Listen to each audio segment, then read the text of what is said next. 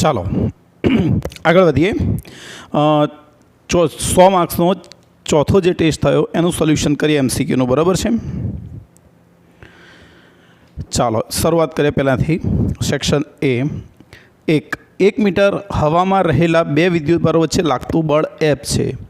હવે હવાને બદલે કે બરાબર 4 ડાયલેક્ટ્રિક અચળાંક ધરાવતું માધ્યમ મૂકવામાં આવે તો આ વિદ્યુતભારો વચ્ચે બળ પહેલાં જેટલું જ રાખવું હોય તો અંતર કેટલું કરવું પડે? બે સિમ્પલ વસ્તુ છે. આપણે શરૂઆતમાં બળ હશે કેટલું? 1/4πε0 Q1 Q2 r². તમે કોઈ માધ્યમ મૂકી દો તો બળ થઈ જશે 1/4πk∈0, બરાબર છે. Q1 Q2 r². બરાબર લખું છું અહીંયા, 1 મિનિટ, બરાબર છે. ચાલો, પણ આ બંને બળો તો સરખા છે ભાઈ. F' બરાબર F છે તો એનો મતલબ આ બધાને સરખાઈશું તો r² k બરાબર r². થઈ જશે સરખાવીશું તો.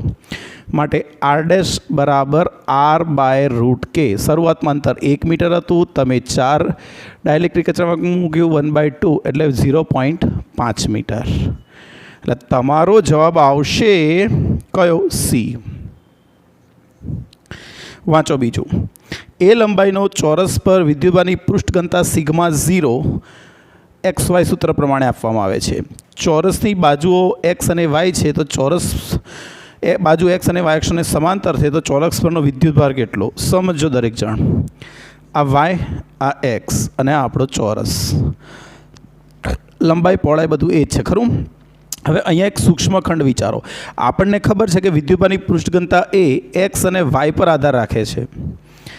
અચળ હોત, માની લો કે આખા ચોરસ પર વિદ્યુતભારની પૃષ્ઠ ઘનતા અચળ હોત તો હું ડાયરેક્ટ જ સૂત્ર મૂકતો Q બરાબર સિગ્મા ઇન્ટુ એ.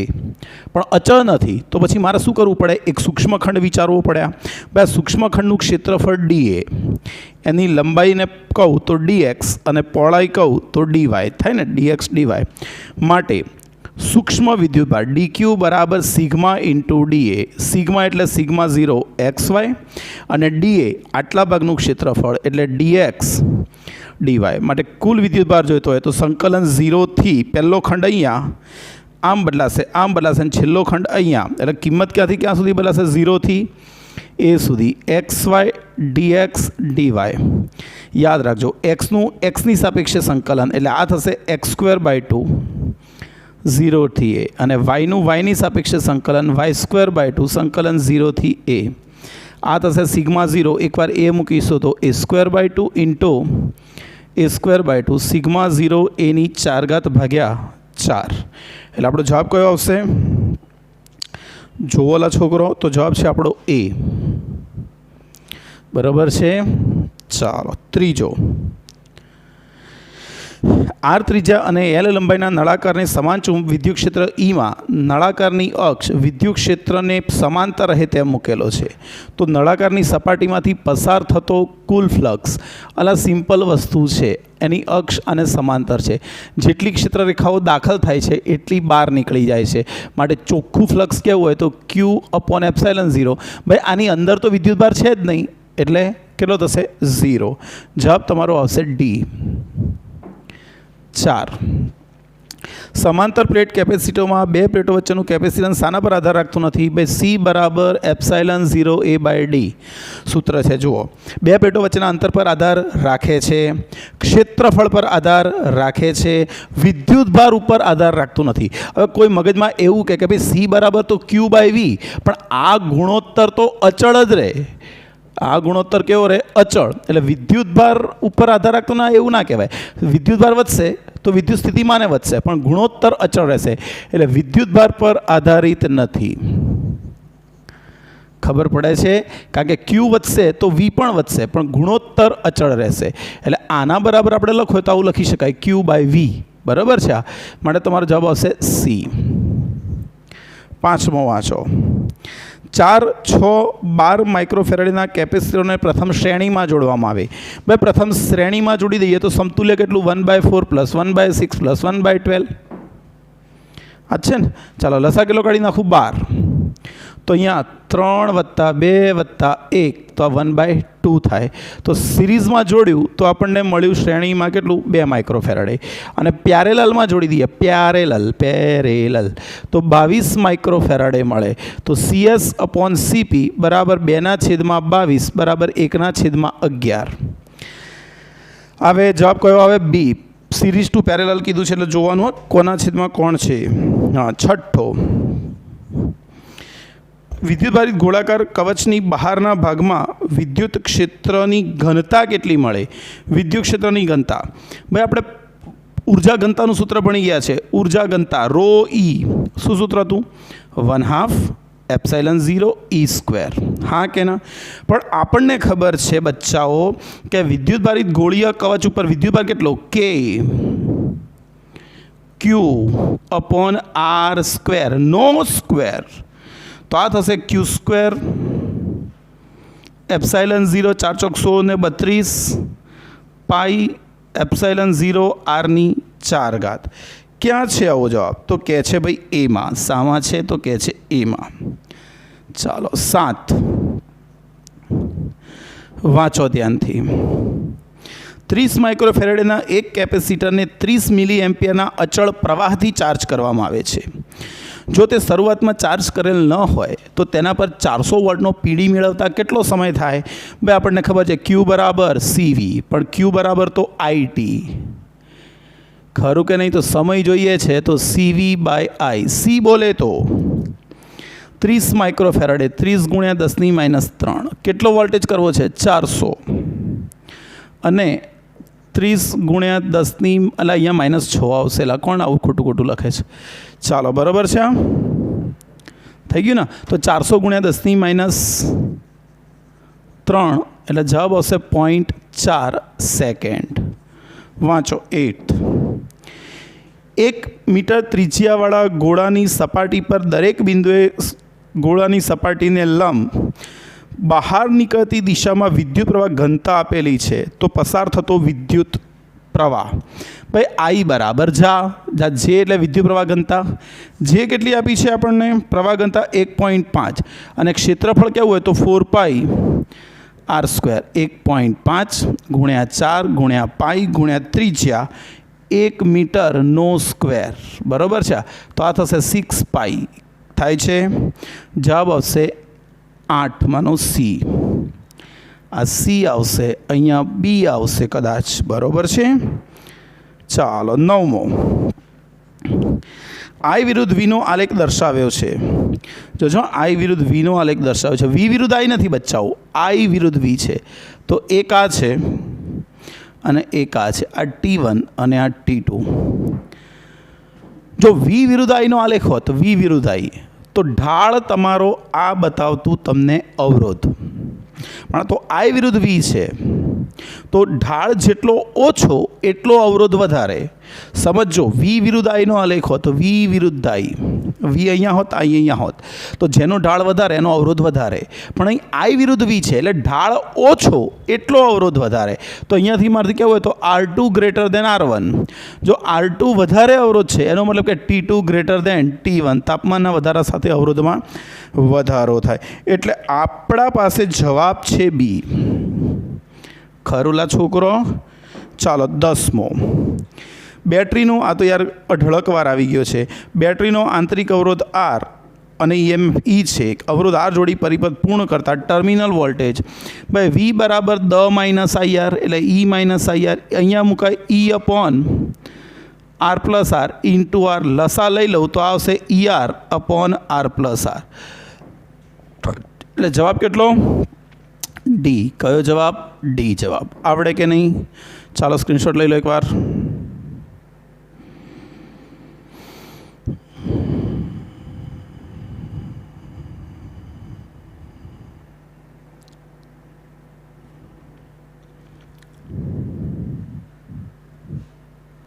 ચાલો 11મો વાંચો. ભાઈ તમને પરિપથ દેખાતો હોય તો આ વિસ્ટર્નવિથ પરિપથ છે. અહીં 5 એમ્પિયર છે, અહીં 10 છે, અહીં આગળ બીજો છે, આ અહીં કનેક્ટ થાય છે, અહીંથી આગળ અહીંથી આગળ આ છે ને આ રીતનો પરિપથ આપેલો છે, ±30 વોલ્ટ. આ 5 ઓમ, 10 ઓમ, 30 ઓમ, 10 ઓમ, 20 ઓમ. જો આ વિસ્ટર્ન બ્રિજ કહેવાય. અહીંથી 2 ફાંટા પડે, આ બંને વચ્ચે આ 30 છે એને હું આમ ત્રાસો કરી નાખું 30, તો જુઓ આ થઈ ગયું ને વિસ્ટર્ન બ્રિજ. આ નીકળી જાય તો પછી આ 15 અને આ 30 બંને એકબીજાના કયા જોડાણમાં? સમાંતરમાં. તો આ 15, આ 30 અને એની જોડે બેટરી. જુઓ એકદમ ઇઝી આકૃતિ થઈ ગઈ અને 30 વોટની બેટરી. તો પહેલાં અવરોધ કેટલો? ભાઈ સમતુલ્ય અવરોધ, 2નો ગુણાકાર છેદમાં 2નો સરવાળો એટલે 45 થઈ જશે. તો જવાબ આવશે તમારો 10 ઓમ. માટે I બરાબર V/R. V છે 30/10. કેટલો આવે? 3 એમ્પિયર પ્રવાહ આવે. ક્યાં છે એવો જવાબ? તો કહે છે ભાઈ સીમાં. 12મો, 3 × 10⁵ મીટર પ્રતિ સેકન્ડના વેગથી ગતિ કરતો એક પ્રોટોન 0.3 ટેસ્લા જેટલો ચુંબકીય ક્ષેત્રમાં ક્ષેત્ર સાથે 30 ડિગ્રીના કોણે દાખલ થાય. તો વક્રતા ત્રિજ્યા. ભાઈ લંબ રૂપે દાખલ થતો હોત ને તો આપણે આવું લખતા હતા, mv/qb આવું લખતા હતા. કારણ કે લંબ રૂપે દાખલ થાય તો આમ, પણ આપણે આમ દાખલ થાય છે 30 ડિગ્રીના કોણે.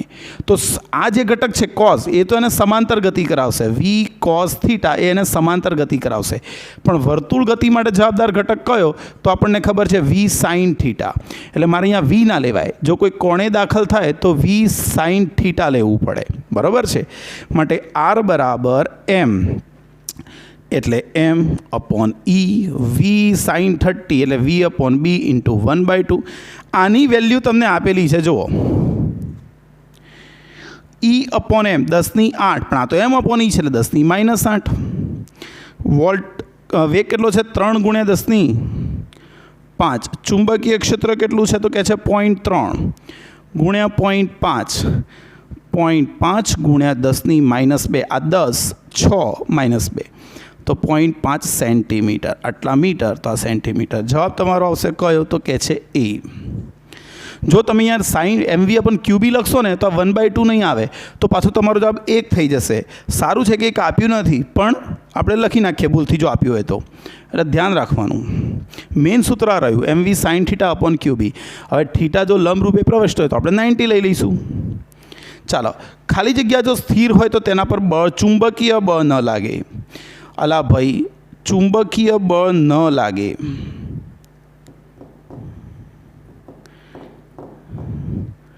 સ્થિર હોય તો એવું કહે છે, ખરું ને? તો કોણ? ભાઈ જેના ઉપર F બરાબર શું સૂત્ર છે? Q × V × B છે ભાઈ. તો વિદ્યુતભાર ગતિ ના કરતો આ 0, તો ડાયપોલ હોવો જોઈએ, વિદ્યુતભારો હોવા જોઈએ. તો વિદ્યુતભારો શામાં હોય? ડાયપોલમાં. પેલા બધામાં તો પ્રવાહના ગાળા હોય, એટલે તાર પર પણ બળ લાગે. ચુંબકીય ડાયપોલ એટલે ચુંબક પર પણ ચુંબકીય બળ લાગે. પ્રવાહધારિત ગૂંચળું, ભાઈ ગૂંચળું પણ એક ચુંબક તરીકે વર્તી શકે, બરાબર છે. અસમાન ચુંબકીય ક્ષેત્રમાં તેના ઉપર બળ લાગે, બરાબર. કોના ઉપર ન લાગે? તો વિદ્યુત ડાયપોલ પર. ચાલો, 14મો છે આપણી પાસે જગ્યા. હા, નીચે તો છે જ જગ્યા. એક આલ્ફા કણ 2.5 ટેસ્લા એટલે Wb/m². ફ્લક્સ ઘનતા ધરાવતા ક્ષેત્ર સાથે 30 ડિગ્રી કોણ બનાવતી દિશામાં આટલા વેગથી દાખલ થાય છે તો લાગતું બળ. ભાઈ F બરાબર qvb sin θ. q એટલે આલ્ફા કણનો વિદ્યુતભાર 2e, v sin 30 ડિગ્રીએ દાખલ થાય. જો 30 ડિગ્રીએ છે ને. ઓકે, તો F બરાબર 2 1.6 × 10⁻19. v કેટલો છે? 2 × 10⁷ ગુણ્યા ચુંબકીય ક્ષેત્ર કેટલું છે? 2.5 ગુણ્યા 1/2. 1/2 1/2 ગયા. આ થશે 8 ગુણ્યા 10⁻12 ન્યૂટન. બરાબર છે. યોર જવાબ ઇઝ બી. કયો જવાબ? બી. ચાલો, હવે જઈએ 15મા પર. ચુંબકીય ક્ષેત્રના કોઈ એક સ્થળે મેગ્નેટિક ડીપ એંગલ 60 ડિગ્રી છે. પૃથ્વીના ચુંબકીય ક્ષેત્રનો સમક્ષિતિજ ઘટક આપેલો છે. તો ચુંબકીય ક્ષેત્ર, ભાઈ પૃથ્વીના ચુંબકીય ક્ષેત્રનો સમક્ષિતિજ ઘટક H એટલે b cos θ, અને θ ઇઝ ગિવન 60 ડિગ્રી. तो मारे बी જોઈએ છે તો બી બરાબર ભાઈ આ શું થશે બી ઇન્ટુ 1/2 માટે બી બરાબર 2h થઈ જાય અને સમક્ષિતિજ ઘટક તમને આપેલો છે કેટલો 6.3 ગુણ્યા 3.6 ગુણ્યા 10⁻5 તો ચુંબકીય ક્ષેત્ર 7.2 ગુણ્યા 10⁻5 ટેસ્લા તો જવાબ તમારો આવશે ડી 16 2 ટેસ્લા ચુંબકીય ક્ષેત્રમાં 5 મિલી એમ્પિયર ડાયપોલ મોમેન્ટ ધરાવતા ચુંબકને લટકાવવામાં આવે છે ભાઈ લટકાવ એટલે એની સંતુલન સ્થિતિમાં હશે ચુંબકને 60 ડિગ્રી ભ્રમણ આપવા કરવું પડતું કાર્ય બટ ડબલ્યુ બરાબર સૂત્ર બની ગયા એમ બી cos 0 માઇનસ cos 60 એમ કેટલું છે તો કે છે 5 બી 1 માઇનસ 1/2 તો 1/2 થશે એટલે 5 જૂલ કાર્ય આવશે આ 1/2 થાય बराबर है तो कार्य के 5 जूल जवाब तमारो ए 17 एल लंबाईना स्टीलना वायरनी चूंचा चुंबकीय चाक मात्रा एम छे समझोला तमे 17 भाई आखो जे चुंबक हतो any dipole moment L any लंबाई एल हती तो एनी डायपोल मोमेंट हती एम हवे तमे आने ज एल आकार में वाड़ी दो छो आम तो जो आनी डायपोल मोमेंट थी गई m/2 અને આની પણ થઈ ગઈ m/2 अब परिणामी डायपोल मोमेंट जोईती हो तो m बराबर वर्गमूल में m² आनो वर्ग प्लस m²/4 प्लस आ बने वच्चेनो खूणो 90 एटले 2m1 m2 cos 90 एटले 0 थशे तो तमारो जवाब आवशे m/√2 बराबर है जवाब कयो आवे बी चलो 18 चुंबकत्व माटे गाउसनो नियम इंटीग्रेशन B.dl बराबर μ0 सिग्माई पण अहींया लखीए छीए बंध पृष्ठ एटले उभारो ले गाउसनो नियम पूछ्यो छे तो 0 आपणे भणी गया संकळायेलुं कुल चुंबकीय फ्लक्स 0 होय छे एम्पियरनो सर्किटल नियम लखीए तो आपणे एवुं लखीए छीए के संकलन B.dA बराबर μ0 सिग्माई अहींया तमने गाउसनो नियम पूछ्यो छे एटले आपणने आवो आवशे खरुं चालो 19मो शू कहे छे आत्मप्रेरकत्व अने अवरोधनो एकम आटलू याद राखवानुं भाई आ पण अवरोध छे अने आ पण अवरोध ज छे आ इंडक्टिव रिएक्टन्स आ केपेसिटिव रिएक्टन्स तो तमे L/R करो L/R तो शू थाय 1/ओमेगा एटले एकम कहेवा जाओ तो एकम शू आवशे आनो सेकंड इनवर्स नो इनवर्स एटले थई जशे एकम शू सेकंड आवे क्या है आवो जवाब ओ इट इज इन ए खबर पड़ी चलो 19 पछी 20 ऊपर जाइए वाँचो ध्यान थी 20मो आकृति में दर्शाव्या प्रमाणे ओ केंद्र धरावता बे समकेंद्रीय अने समतलीय वर्तुलाकार वाहको ए अने बी नी त्रिज्या स्मॉल आर अने कैपिटल आर छे तो तंत्रनु अन्योन्य प्रेरकत्व अन्योन्य भाई अन्योन्य प्रेरकत्व में एकमांथी प्रवाह पसार करवानो અને બીજા સાથે સંકળાયેલું ફ્લક્સ ગણવાનું તો φ/I φ2/I તો અહીંયા I1 લઈ લઉં અને આની જોડે જે સંકળાશે એને φ1 લઈ લઉં તો આ રિંગ વડે મોટી રિંગ વડે ઉત્પન્ન થતું R વડે ચુંબકીય ક્ષેત્ર સૂત્ર ભણી ગયા μ0NI/2 R बराबर है हवे एना चुंबकीय क्षेत्र में आ लूपना चुंबकीय क्षेत्र में नानी लूप है माटे नानी लूप साथे संकळायेलुं फ्लक्स NBA cos थीटा एटले B * A बी म्यू आ कोनी साथे नानी लूप साथे संकळायेलुं फ्लक्स तो बी केटलुं μ0I1/2R अने पेलानुं क्षेत्रफळ πr² I1 ने नीचे लाई दो तो φ2/IR बराबर μ0πr²/2R એટલે આ તો આ તો શું થઈ ગયું अन्योन्य प्रेरकत्व શું થઈ ગયું अन्योन्य प्रेरकत्व तो तमारो जवाब आवे सी कयो जवाब आवे सी चालो हड़ो स्क्रीनशॉट लो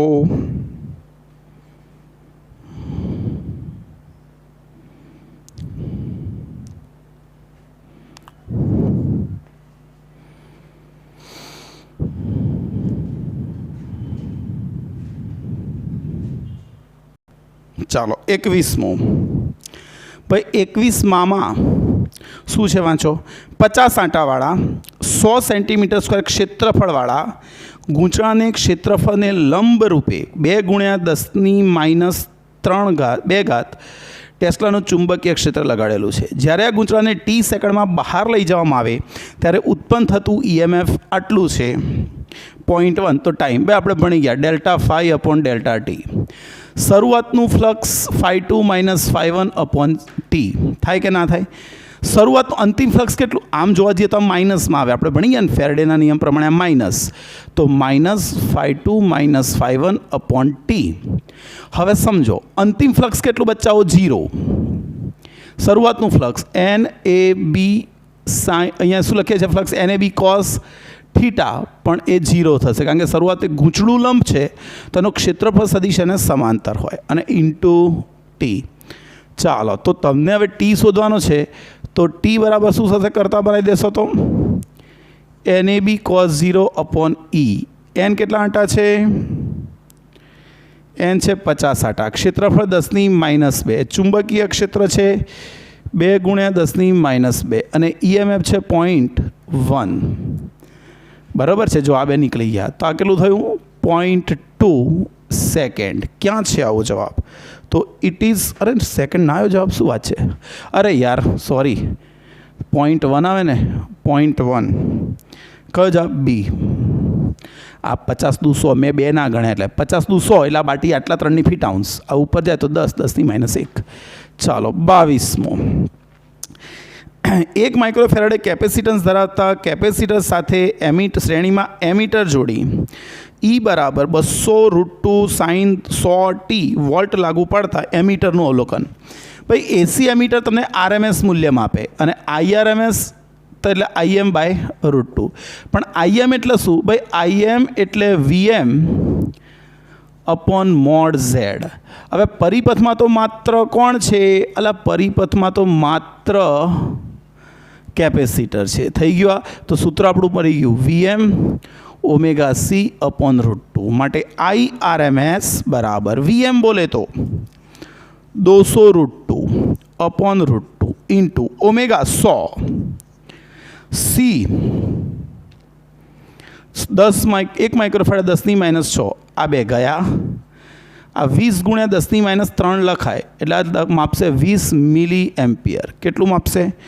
20 મિલી એમ્પિયર. જવાબ આવશે C. 23મો.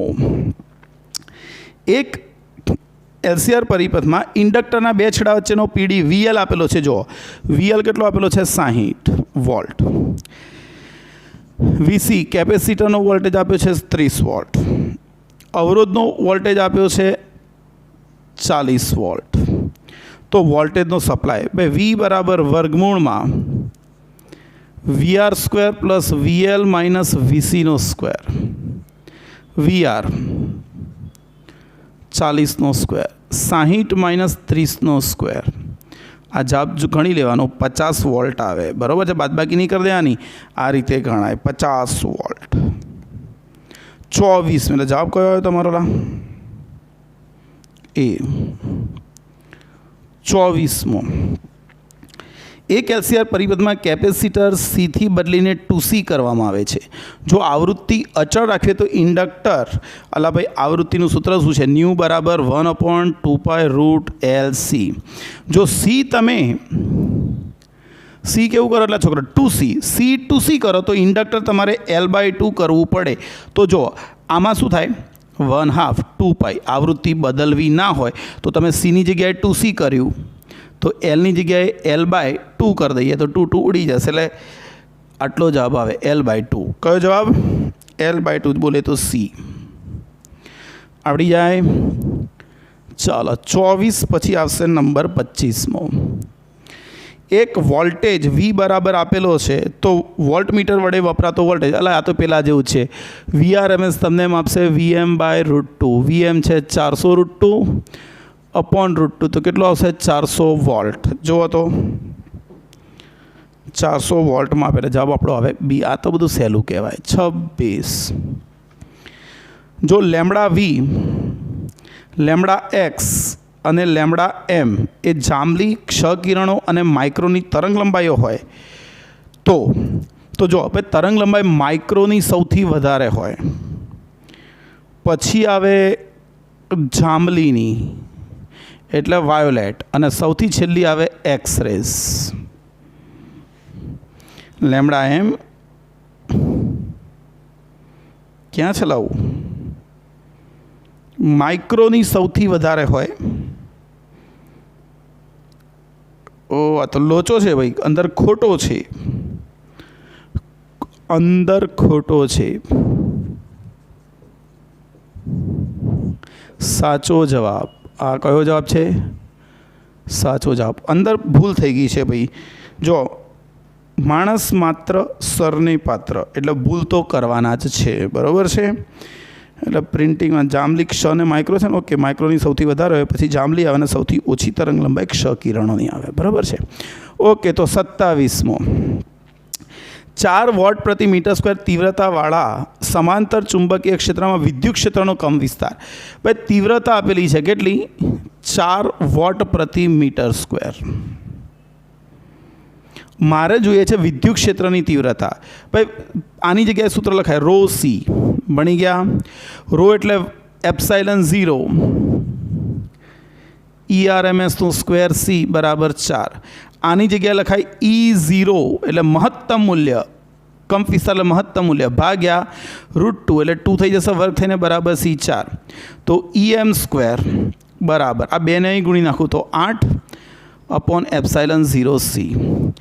8.85 ગુણ્યા 10⁻12 ગુણ્યા 3 ગુણ્યા 10⁸.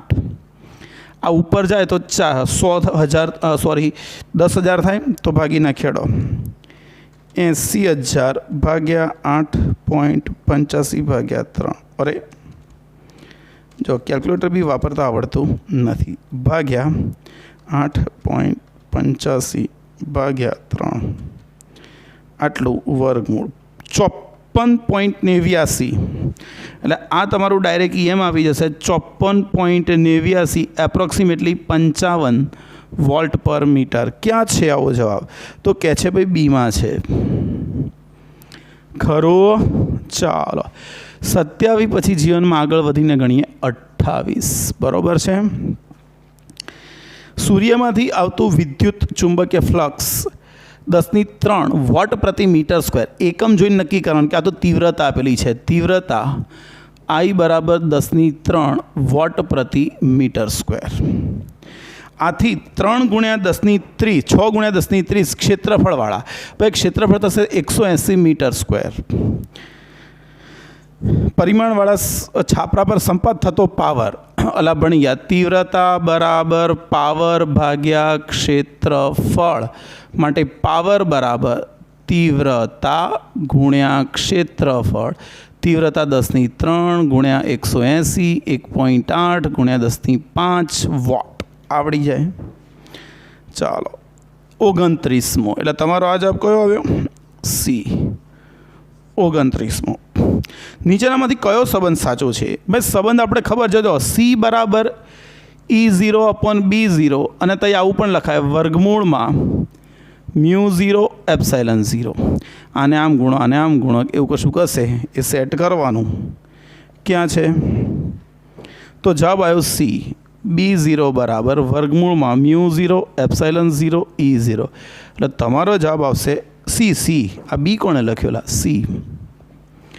ચાલો બરાબર છે. એટલે છોકરો 30મો, 4 ડિગ્રીનો પ્રિઝમ કોણ ધરાવતા કાટકોણ પ્રિઝમની કોઈ એક બાજુ પર બાજુને લંબ રૂપે સમક્ષિતિજ કિરણ આપાત થાય છે.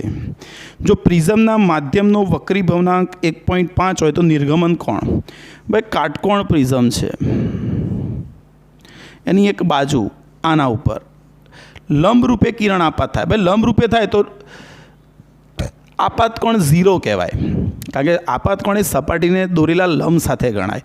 તો આ 0 થશે. બરાબર છે. ચાલો મારે ગણવાનું છે નિર્ગમન કોણ. ભાઈ આપણે સૂત્ર પણ ગયા ડેલ્ટા બરાબર n-1 × a. n 1.5 -1 અને 4 ડિગ્રીનો પ્રિઝમ કોણ છે એટલે કેટલું? ના 2 ડિગ્રી થશે આ. હવે એકવાર આ થઈ જાય પછી આપણને ખબર છે કે I + E બરાબર a + ડેલ્ટા. I0 નિર્ગમન કોણ ગણવાનો છે. પ્રિઝમ કોણ 4 ડિગ્રી વત્તા 2 ડિગ્રી. કેટલા ડિગ્રી આવેલા? 6 ડિગ્રી જવાબ આવ્યો. એટલે જવાબ આપણો આવશે બી. બરાબર છે. ચાલો સ્ક્રીનશોટ.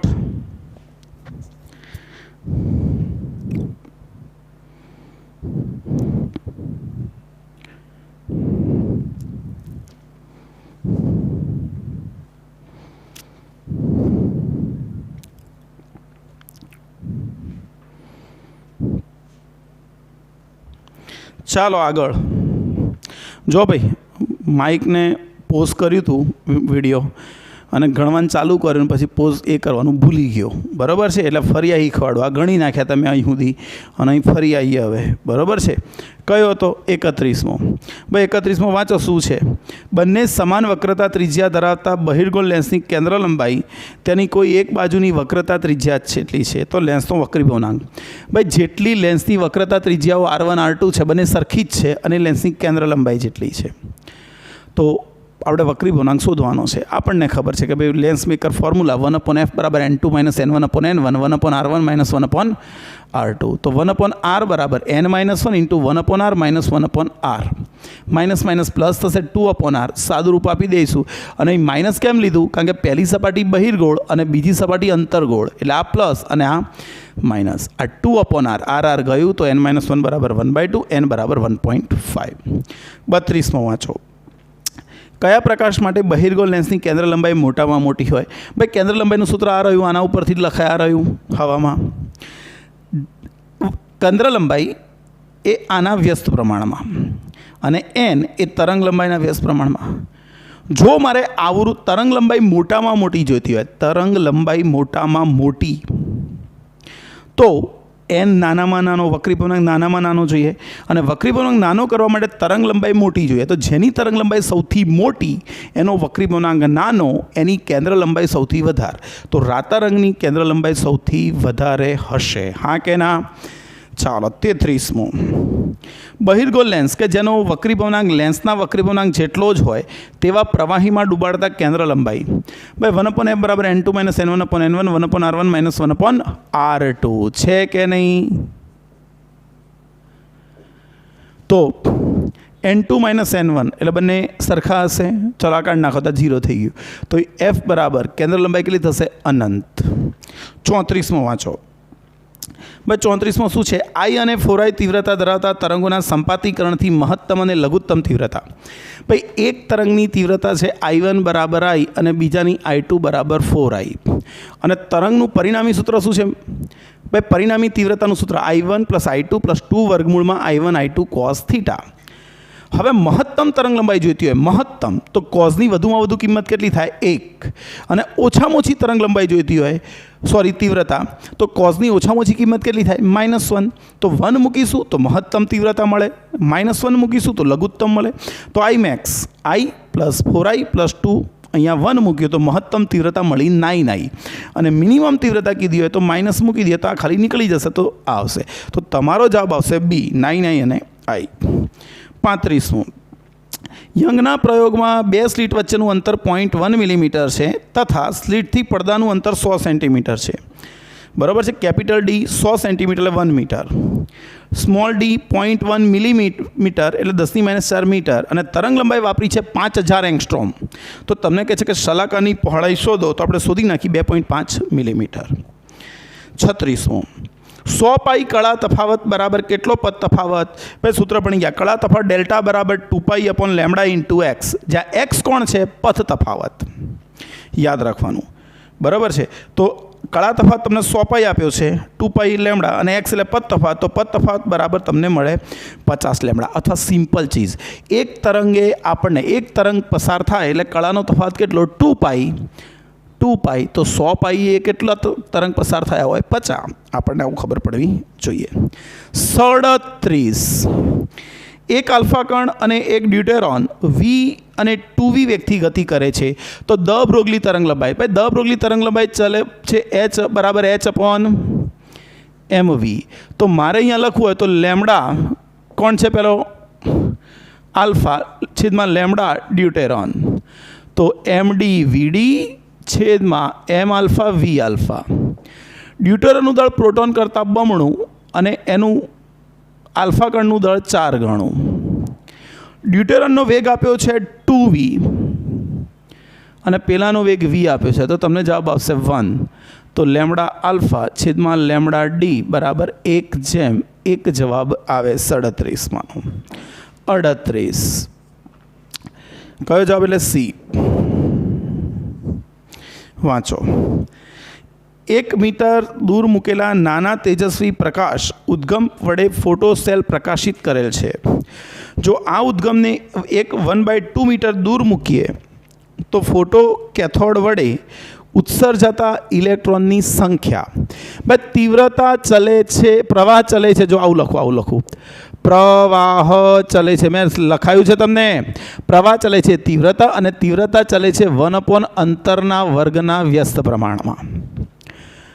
બરોબર છે બચ્ચાઓ? તો તમે જુઓ, હવે પ્રવાહ માગ્યો છે અને ઓકે, પ્રવાહ એટલે મુક્ત ઇલેક્ટ્રોનની સંખ્યા કહેવાય ને. પ્રવાહ I ચલે છે n. 38. ભાઈ પ્રવાહને શું લખીએ છીએ? NE/T. તો સંખ્યા ચલે છે અંતરના વર્ગના વ્યસ્ત પ્રમાણમાં. એટલે પહેલાં કેટલો દૂર હતો? જો હતો 1 મીટર દૂર. હવે તમે 1/4 કરો તો નવી એ પહેલાં કરતાં 4 ગણી સંખ્યા થઈ જાય. કેટલા ગણી? 4 ગણી સંખ્યા થઈ જાય. એટલે ક્યાં છે આવો જવાબ? તો 4 ગણી વધશે, એટલે જવાબ થશે સી. 39. 2 જુદી જુદી આવૃત્તિઓ ધરાવતા પ્રકાશ કે જેમાં ઉર્જાઓ 2e અને 10e છે. સફળતાથી એક ધાતુ જેનું વર્ક ફંક્શન 1e છે તે પ્રકાશિત કરે છે, તો ઉત્સર્જિત ઇલેક્ટ્રોનની મહત્તમ ઝડપનો ગુણોત્તર ભાઈ 1/2 mv1² બરાબર આપાત ઉર્જા -5. આપાત કેટલી? પહેલી વાર ભાઈ પહેલી વાર 2 -1 એટલે 1. બીજી વાર 1/2 mv2² બરાબર આપાત ઉર્જા E2 -5. આ કેટલું ભાઈ? 10 - 1 તો કેટલું? 9. ગુણોત્તર લઈ લઈએ તો v1/v2² બરાબર 1/9. તો ઝડપનો ગુણોત્તર થઈ જાય 1/3. પણ બચ્ચાઓ ઘણીવાર છે ને ગતિ ઉર્જાનો ગુણોત્તર પૂછ્યો હોય તો પાછો 1/9 આવે, પણ અહીં તો ઝડપનો ગુણોત્તર પૂછ્યો છે એટલો આપણો જવાબ શું આવશે? ડી. બરોબર છે આ? ચાલો 40મો. આ નહીં, 40માં આટલા ના આવે એટલે આટલો સ્ક્રીનશોટ લઈ લો, પછી આપણે આગળ વધીએ.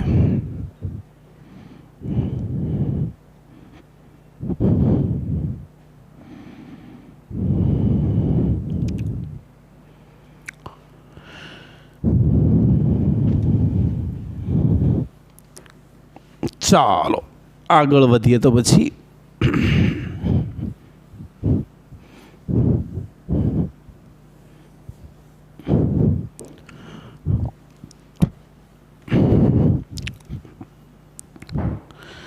આગળ 40મો શું કહે છે? આપેલ ધાતુ પર λ1 λ2 તરંગ લંબાઈવાળા વિકિરણો આપાત કરતા ઉત્સર્જિત થતા ફોટો ઇલેક્ટ્રોનની ગતિ ઉર્જા k1 k2 છે, તો વર્ક ફંક્શન. અલા ભાઈ, ગતિ ઉર્જા બરાબર આપાત ઉર્જા hc - λ5. તો અહીંયા મુકાય k લેમ્ડા બરાબર hc - λ5. તો અહીંયા k1 λ1 બરાબર hc - λ1/5. બીજી વાર મૂકવું હોય તો k2 λ2 જ્યારે તમે λ2 વાળો આપાત કર્યો ત્યારે આ બાદ બાકી કરી દો, માઇનસ માઇનસ પ્લસ. તો આ k1 λ1 - k2 λ2 બરાબર λ2 - λ1 × 5. તો ફર્ક ફંક્શન આવી ગયું k1 λ1 - k2 λ2/λ2 - λ1. ક્યાં છે આવો જવાબ? તો છે એમાં. બરોબર. 41. હાઇડ્રોજન પરમાણુમાં ત્રીજી કક્ષામાંથી ધરા સ્થિતિમાં થતી સંક્રાંતિ દરમિયાન મર્ણપટની રેખાઓની સંખ્યા ભાઈ પહેલી, બીજી અને n બરાબર ત્રીજી. તો કેટલી રેખાઓ મળે? 3. ડાયરેક્ટ આવે અથવા 2 રીતે આવે, આમ તૂટક આવે. તો ટોટલ વર્ણપટ રેખાઓ કેટલી મળે? વર્ણપટ રેખાઓ 3 મળે, અથવા મેં તમને શીખવાડ્યું છે 3c1 એટલે 3 મળે. બરાબર, સોરી 3c2. સંક્રાંતિ 2માં થવી જોઈએ, એકમાંથી આવે છે ને એકમાંથી જાય છે, અને કઈથી? ત્રીજામાંથી. તો 3c2 લખો તો ચાલે. 42 એટલે જવાબ અહીં કયો આવશે? સી. હાઇડ્રોજન પરમાણુમાં જ્યારે ઇલેક્ટ્રોન 4માંથી 2માં જાય તો ઉત્સર્જાય છે વાદળી રંગ.